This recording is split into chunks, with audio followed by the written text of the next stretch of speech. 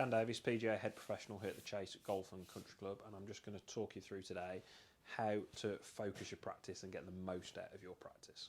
So if you're a golfer that comes to the range and aimlessly hits balls and never really feels like you can get the most out of your practice, the few tips that I'm going to share with you today are going to be really, really useful. So the biggest factor and the most important element when you come to the range is make sure you pick a target. If you don't pick a target, you can't analyse ball flight, so you can't sort of feed back to the coach you're working with what's happening to the golf ball. So it's extremely important that you pick a target when you're at the range. Following on from that, you then need to use alignment sticks to make sure that you set up to that target. So real simple. Number one is we have an alignment stick running this way.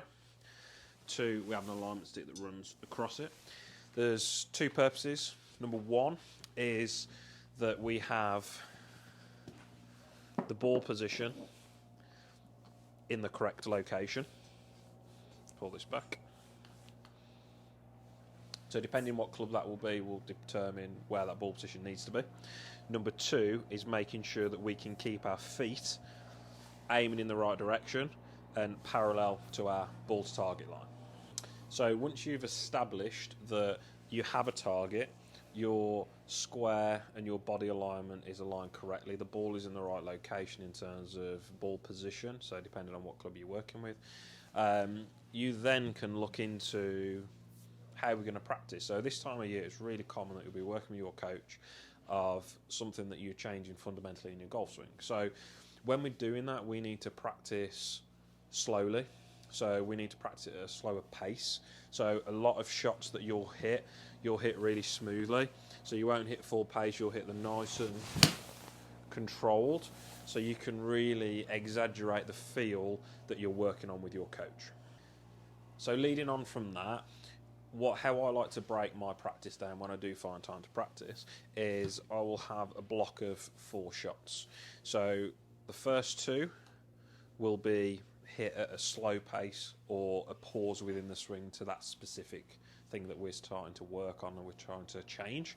So 2 either paused or slow, and then 2 fluent, but about 80%, so we're not going to be trying to hit these firm at all. So this is a really good way to practice, to make sure that one, you can practice what you're working on with your coach at a slow pace with a pause, and then at a fluent pace that you can then take onto the golf course. So during the process of making a change, what I like to see from the people that I teach is we don't want to be working towards a mechanical move, we want to be working towards a feeling.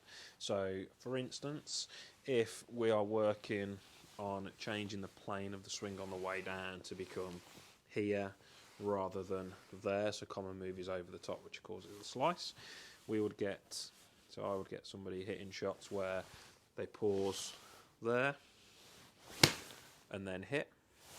So this is so called a pause drill, or a pump exercise, some coaches call it.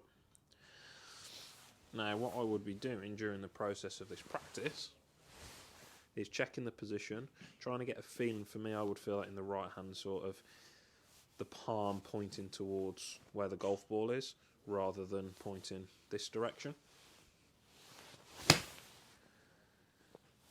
So we're working on a position or a feeling or a mechanical move, but then we're putting a feel into that as well. So that's the important bit. We want to take the practice to the golf course, and the way you do that is through a feeling, not a specific point or a mechanical move or something that is difficult to take onto the course. So put that into practice and let me know how you get on.